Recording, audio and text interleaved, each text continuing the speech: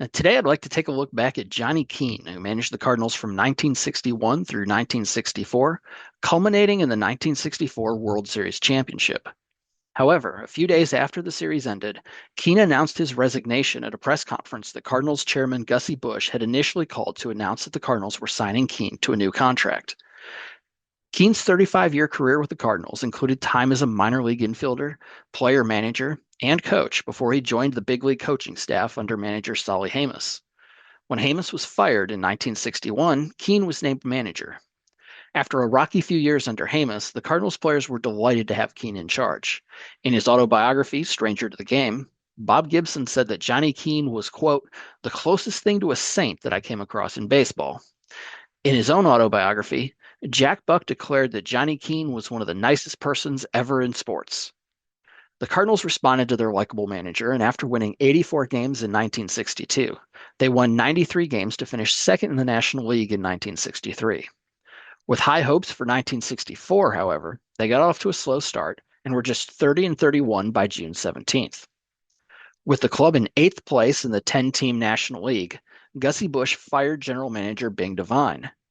Rumors swirled that Keane was next on the chopping block, and they only grew more intense after former Cardinals shortstop Leo DeRocher, who had won National League pennants as a manager with both the Dodgers and Giants, appeared on a Cardinals pregame show. When Harry Carey asked DeRocher about his future as a manager, DeRocher said, if somebody came to me and asked me to manage a team with some talent on it, a team like the Cardinals here, well, I'd jump at it in a minute, because a team like the Cardinals should be winning. The next day, Gussie Busch instructed Carey to bring DeRocher to his estate at Great Grant's Farm. According to DeRocher's autobiography, Busch offered him the job but wanted to clear it with Dodgers owner Walter O'Malley, who had DeRocher under contract as a coach. O'Malley was on safari in Africa, however, so Keane remained in place. In the meantime, Keane and the Cardinals rallied. By September 22nd, they were in third place and were within 5 games of the Phillies for the National League lead. Even as he managed the Cardinals back into the pennant race, Keane was aware of Busch's meeting with DeRocher and begun to make his own plans. As he later explained, Keane's decision to leave was based on an accumulation of things, including the Cardinals' courting of DeRocher, Devine's firing, and the presence of senior consultant Branch Rickey.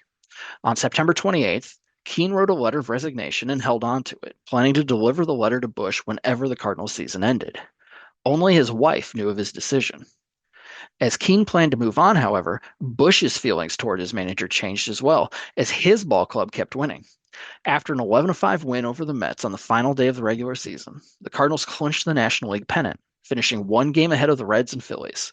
The Cardinals went on to win a classic 7-game World Series over the storied Yankees, with Bob Gibson pitching the Cardinals to the Game 7 victory. The following morning, Busch called a press conference at which he planned to announce a new contract for Keane. Instead, Busch was in for a surprise. When Keane arrived 15 minutes before the press conference was scheduled to begin, he handed Busch the letter of resignation he had written weeks earlier. Unaware of the contents, Busch shoved the letter into his pocket and encouraged Keane to hurry toward the waiting press. I think you'd better read that before we go in there, Keane said. When Busch said he would read it afterwards, Keane insisted. That was when Executive Vice President Dick Meyer asked to see the letter. After quickly reading it, he stopped Busch and told the beer baron, we can't go in there. When Busch asked why not, Meyer answered, he's not going to manage. He's resigning. I'm sorry, Mr. Busch. I've made other plans, Keane said. Though Busch was stunned, the press conference proceeded. Only it was announcing Keane's resignation instead of a new contract.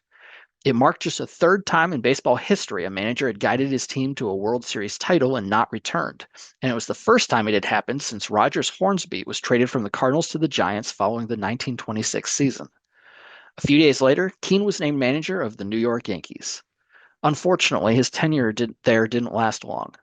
Saddled with an aging roster that was on the decline, Keane guided the team to just 77 wins in 1965, and after they won just 4 of their first 20 games in 1966, he was fired. In January 1967, he suffered a fatal heart attack and passed away at age 55. Following Keane's resignation, Busch faced public perception that he and DeRocher had chased Keane from St. Louis. Rather than hiring DeRocher to fill the void, he sought recommendations from a committee that included the recently retired Stan Musial. Musial campaigned for his longtime friend Red Schoendienst, who won the job. Schoendienst went on to manage the Cardinals for 12 years, guiding the team to another World Series title in 1967 and the National League pennant in 1968. So that's a look back at how Johnny Keane managed the Cardinals to a world championship and then quit his job the next day. For more Cardinals history, visit stlredbirds.com or follow me on Twitter at @remembirds, REMEMBIRDS. Thanks again, and go Cards.